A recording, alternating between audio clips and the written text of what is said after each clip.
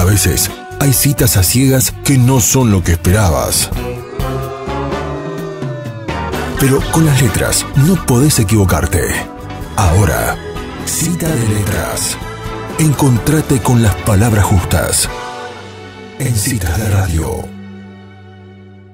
Hola, Celso. Hola, ¿qué tal? Buenas tardes de vuelta. Bueno, hoy por primera vez vamos a leer un ensayo.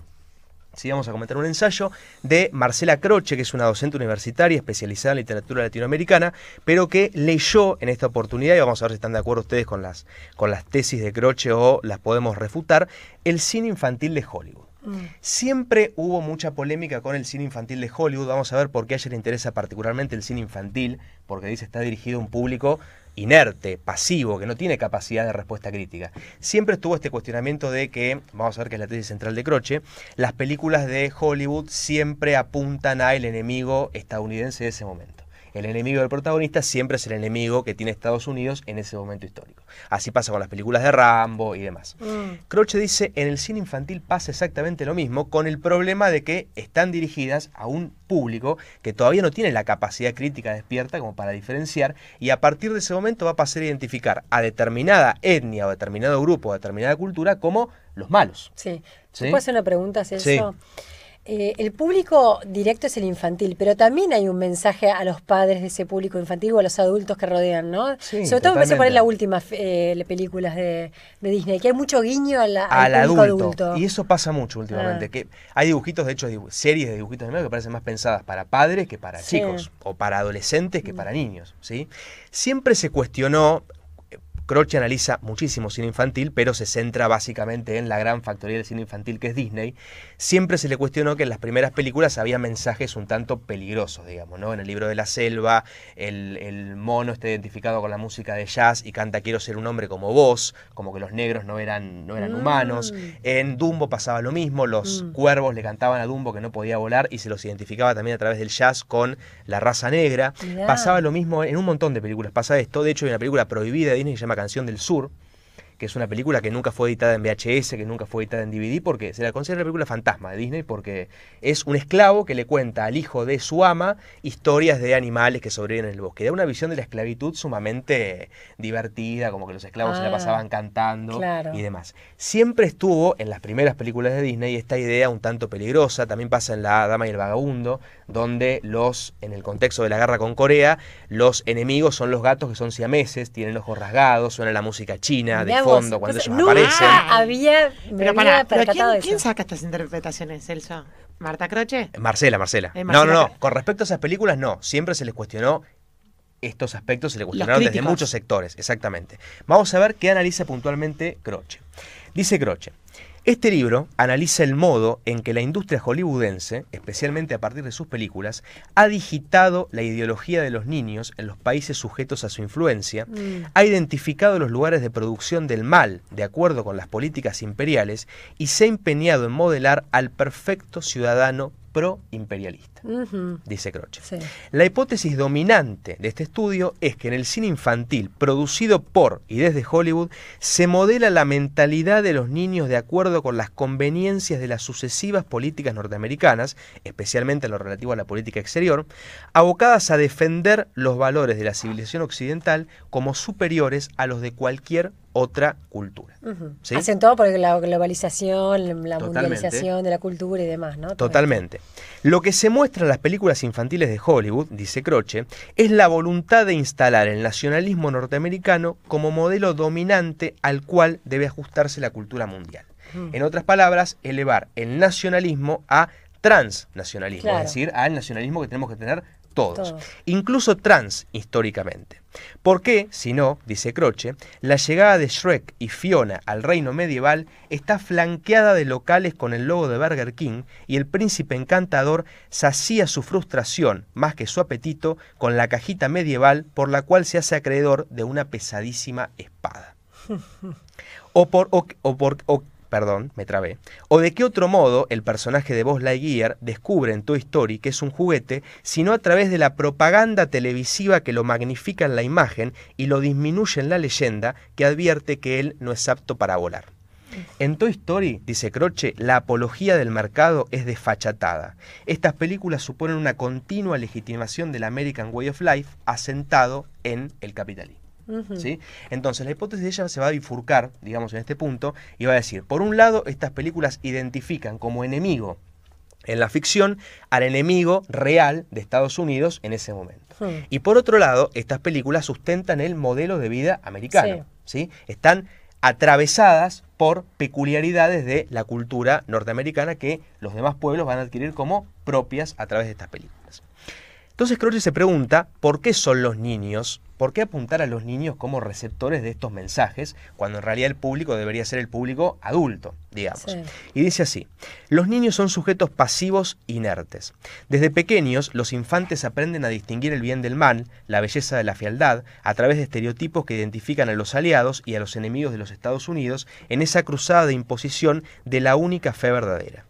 Tales estereotipos se desarrollan visualmente en films que sintetizan en una historia las características de un pueblo, sus actitudes típicas y sus rasgos sobresalientes. Y acá está para mí la frase del libro que es: la pedagogía fílmica ha sentado las bases para lo que de allí en más será una convicción y será enunciado como ideología.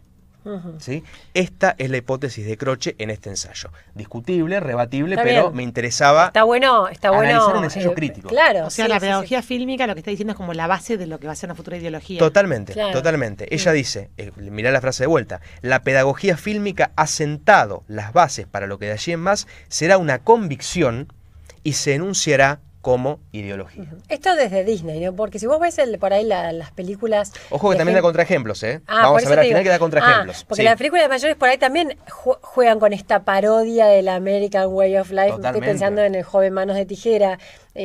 Bueno, ella un contraejemplo que da es Los locos Adams. Claro. Por ejemplo, ella dice, en Los locos Adams hay una familia que es millonaria y sin embargo el dinero no está puesto en circulación, no está puesto en circulación en el mercado, dice ella. Y vamos a ver qué otro contraejemplo da que son más puntuales. Pero, insisto, Croce se circunscribe no solamente a Disney, sino a un montón de películas infantiles. Y da un ejemplo. Dice, así, si Estados Unidos no pudo derrotar a Irak en la guerra del Golfo a comienzos de los 90, al menos podrá advertir dónde reside el eje del mal e instruir a los niños sobre las consecuencias de aceptar la cultura árabe como válida.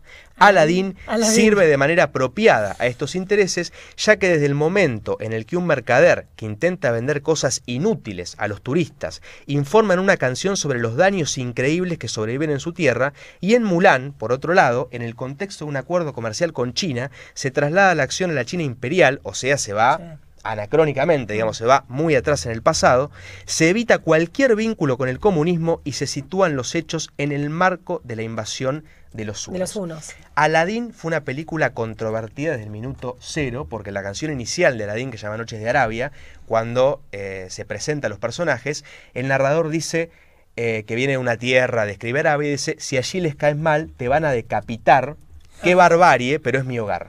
La lectura que hace Croce es que la lámpara representaría el petróleo, ¿sí? Que Aladdin, que está muy occidentalizado en la película porque está basado en Tom Cruise, si ven las fotos comparándolos son iguales, le tiene que sacar de su poder la lámpara a los árabes, que tienen todos características negativas. ¿Sí? Insisto, fue una película controversial desde el comienzo, porque cuando se hizo el preestreno, todos salieron diciendo, ¿cómo van a decir? Si allí les caes mal, te van a decapitar, qué barbarie, pero es mi hogar, ¿no? Estos países están caracterizados de una manera, hace calor, a Yasmín en un momento, ella roba una manzana porque tiene hambre y le quieren cortar la mano, ¿no? Claro. Están sobrecargados de características negativas y el protagonista está occidentalizado. Entonces la lectura que hace Croce es, la lámpara vendría a representar el petróleo que Occidente le tiene que sacar a estos países. Lectura que también hace con B-Movie, la de la abejita. Ahí dice, no va a estar más la lámpara, sino va a estar la miel. ¿Sí? Y con respecto a Mulan, dice, en su momento, cuando estábamos peleados con los orientales, es que Aladdin es mi película favorita de Disney, por ejemplo. No tendrían por qué ir enfrentados, eso es lo que dice Croce. Mi idea no es restringir estas películas, mi idea es darles herramientas críticas para que puedan verlas de otra manera. Pero no se puede erradicar estas películas. Y de vuelta volvemos a lo que decíamos el año pasado de Martha Lynch, no tiene que ir de la mano la ideología de un autor o lo que una obra expresa con sus características estéticas, digamos. Si no, no podríamos leer el Martín Fierro. Claro. El Martín Fierro, la segunda parte, es un justificativo desfachatado de la matanza indígena. Claro. Sin embargo, es un poema impresionante, digamos, desde el punto de vista estético es impresionante. Entonces, esta es la hipótesis de Croce, ¿sí? Fíjense, por ejemplo, qué ejemplo da con Aladín. Sí. Que uno no vería la película en esos Jamás, términos, en esa clave. y ella lo da. Pero no es mirar, perdón, no es mirar Sí. las películas para niños en clave política. Puede ser, pero es la hipótesis de ella. Claro. Que se está adoctrinando de alguna manera a los niños para que de ahí en más repitan esos estereotipos, digamos. Fíjense lo que dice. Pero no se trata exclusivamente de distinguir enemigos e impedimentos a través de los films, sino también de establecer con precisión quiénes son los amigos, en qué circunstancias se los reconoce como tales y qué ventajas les permiten imponerse sobre sus oponentes. Y acá Croce se va a una de las primeras películas de Disney, que son Saludos Amigos y Los Tres Caballeros, las del Pato Donald, Goofy y Pepe Carioca. ¿Se acuerdan?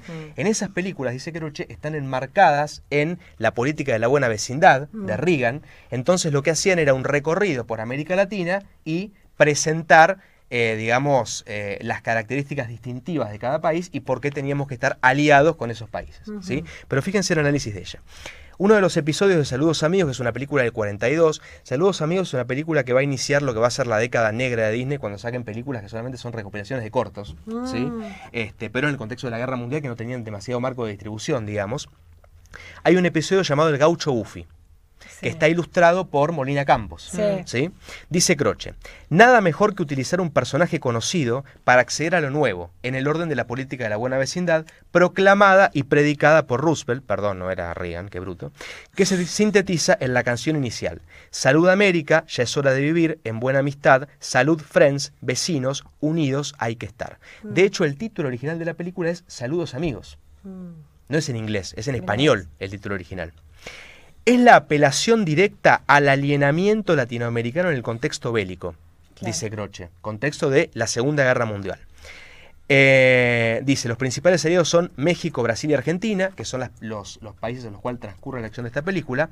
Perú y Bolivia no cuentan con las mínimas condiciones para ser aliados y por lo tanto solo se los sobrevuela, dice Croce. La vista aérea, a vuelo de pájaro, garantiza la superioridad y ofrece la panorámica.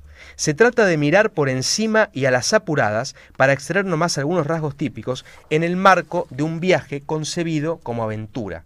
Cruzar el lago es una gran aventura, solo posible para indígenas, con el medio de dejarse fotografiar sin protestar, y esto es una cita directa de la película, tal vez porque todavía no saben lo que es una cámara. Esto lo dice el narrador de la película. Y acaba de analizar puntualmente el caso de El Gaucho Goofy. Dice así: cruzando la cordillera, en cambio, se llega a La Pampa, donde relumbra esa ciudad hermosa y moderna que es Buenos Aires, de la que se muestran 4 postales. La Plaza de Mayo, Teatro Colón, Congreso y el edificio Canabat, el más alto de América del Sur, instalado en esta urbe que es, en el momento, la tercera ciudad más grande de las Américas. El turista norteamericano, que había desplegado en el altiplano sus ojos exóticos, ejercita aquí sus ojos mercantiles. Dice Croce, cuando es convidado a un asado con carne y vinos exquisitos que ratifican el papel de exportador de productos agropecuarios que se le ha asignado a Argentina en la división social del trabajo y que sus clases dirigentes han aceptado y sobreexplotado por 2 siglos antes de que un incipiente turismo se desarrollara como industria sin chimeneas gracias a la desvalorización de la moneda nacional y a la variedad de paisajes y climas que ofrece ese país cuya extensión fuera diagnosticada por Sarmiento como su mal mayor, dice Croce, ¿sí? Fíjense que ella dice, se enfatiza la imagen de Argentina como productor de carne, ¿sí? Y en un momento dice, porque carne se presenta vino. carne y vino, totalmente, ahí enganchamos con cita gourmet, se presentan las características del gaucho y dice Croce, bueno, se enfatiza el hecho de que nadie mejor que estos gauchos fuertes y dispuestos a defender una causa justa como los mejores aliados en el contexto de la Guerra Mundial. Algunas lecturas pueden parecer forzadas, ¿sí? Porque tienen que estar los elementos en la película para que esta lectura se haga, pero, insisto, es un análisis distinto al que venimos viendo de películas infantiles. En Los Tres Caballeros, que es la película que le sigue a Saludos Amigos, es la que protagonizan el Goofy y Pepe Carioca y el Pato Donald, que de hecho Pepe Carioca es un personaje, ¿Cuál es Pepe Carioca? es un loro. de Brasil. ¿Sí? Es un personaje autóctono de América Latina, el primero de Disney que nace en América Latina. La guerra transita su etapa final. Libre ya de los intentos de seducción de los díscolos argentinos que hasta ese año se habían mantenido próximos al eje, la política norteamericana se enfoca sobre otros vecinos, los que se convertirán en potencia antes de que finalice el siglo, que son México y Brasil. Ya Argentina queda de lado, solamente se la sobrevuela porque había dado su apoyo a Alemania. Los alaba, los enaltece y los confirma en su papel de aliados. El breve pasaje por la región evidencia el desinterés por la pampa, antes exaltada como provisión alimentaria, dice Croce. Brasil, en cambio, aunque Vargas tuviera una inclinación hacia el eje, declaró la guerra a Alemania cuando sus barcos fueron bombardeados por la marina nazi. Por eso Carioca puede acompañar a Donan en el resto de su gira, mientras que el joven gaucho queda en su lugar de origen, bailando una danza folclórica en su rancho, repitiendo los tópicos de saludos amigos. O sea, la imagen del gaucho no cambia, ¿sí? De hecho, se compara al gaucho con el cowboy americano en algún momento. Además, Brasil acarrea una fascinación en múltiples órdenes que siempre es un atractivo y sensible para el turista. Por un lado, la inmensidad natural del Amazonas, fuente inagotable de recursos de los que Estados Unidos carece. Henry Ford instala allí su fábrica de caucho, y por el otro, los bailes típicos, frutas tropicales, figuras que triunfaron en Hollywood. En Brasil el camino se va haciendo, y fíjense lo que dice, machadianamente al andar. ¿Sí? Como la frase de Machado. No, el camino se hace al andar. En Brasil el camino se va haciendo al andar. Donald y Carioca instalan durmientes para hacer su ruta en tren. Son los propios personajes los que marcan el rumbo. ¿Sí? Claro, la colonización. Ellos son los que extienden el tendido ferroviario. ¿Sí? Entonces dice, la presencia norteamericana se impone en el final. Los tres caballeros miran hacia el cielo mientras se imprimen el cartel The End con letras tricolores azules, blancas y rojas. Ni serpientes emplumadas, ni orden y progreso. Barras y estrellas dominantes que reúnen al local y a sus aliados. ¿Sí? Entonces fíjense cómo se concentran estas películas de principio de siglo en las que lo que se intentaba no era definir enemigos, sino definir vínculos, definir amigos. Otros elementos que estudia Croce, por ejemplo, es la personificación de los animales, ¿sí? Y estudia el caso de Robin Hood. Robin Hood es una historia narrada por, digamos, en la novela original transcurre por humanos, y en la película de Disney son animales. Sí. Y ella dice, ese recurso, que es la personificación de los animales, determina que los valores adultos sean proyectados en los niños y protegidos por ellos sin réplica. Así, la historia se hace biología. Es decir, a través de la personificación de los animales, dice Croce, se naturalizan un montón de cosas que son culturales, sociales y políticas, en todo caso. Entonces dice, mi propósito se limita a suministrar algunas herramientas para realizar la crítica a las películas infantiles de Hollywood, sin pretender por ello censurarlas ni evitarlas, sino invitando a verlas con una mirada no tan complaciente. ¿Sí? Y acá es cuando da los contraejemplos. Para ella el principal contraejemplo es Los Locos Adams, porque como decíamos es clásicamente una familia disfuncional, distinta a la familia normal norteamericana. Da también el ejemplo de Hans y de Bichos, las películas de Pixar y de DreamWorks, en las que sin embargo tiene un reparo, porque en esas películas dice, es posible la acción en conjunto, pero siempre y cuando haya un enemigo en común. ¿Sí? Para ella el principal contraejemplo es Atlantis, que es una de las películas de Disney de fin de siglo que no fue muy exitosa, que dice, en esa película se promueve la armonía entre culturas. El lingüista despistado opera como traductor cultural privilegiado, saturado de buenas intenciones, capaz de trasladar culturas en su práctica concreta, tal como indicaba Steiner que debía ser la traducción ideal. ¿Sí? Digamos, funciona ese personaje como un mediador, un traductor ideal que pretende equiparar las culturas y no instalar una como superior a la otra. Entonces, bueno, esta fue la propuesta de hoy, ver cómo Marcela Croce lee en estas películas cómo hay algo por detrás, digamos, ¿no? Cómo no son del todo inocentes y cómo apuntan a un público pasivo. Buenísimo. Qué bárbaro. Dice algo Marcela Croce, por ejemplo, porque también psicológicamente había todo un análisis sobre qué importante que es que, por ejemplo, haya un dragón en la Bella Durmiente o que haya una persona malvada, una bruja o algo, para que el chico, no sé bien cómo es la explicación psicopedagógica del tema, que pueda tener como mal. Claro, que haya el mal bien diferenciado. Viste que en los chicos no existen los grises. Totalmente, que es lo que dice ella, ¿no? Al principio. Claro. No, con respecto a eso no dice nada. Pero eso tiene que ver también con la construcción del héroe. Siempre tiene que haber, Alberto Leiseca dice, el malo es el que define al bueno. Claro. Si no estuviera el malo, el bueno no sería bueno. Digamos, sería una persona que no hace nada. En su luchar contra el malo es cuando se define como bueno, digamos, ¿no? Claro. pasa por ese lado. Muy Bueno, así que cuando vean estas películas de vuelta, fíjense si identifican alguna herramienta. En clave política. Algún petróleo o algo raro. Dale. Muchas gracias, Celso. Nos vemos.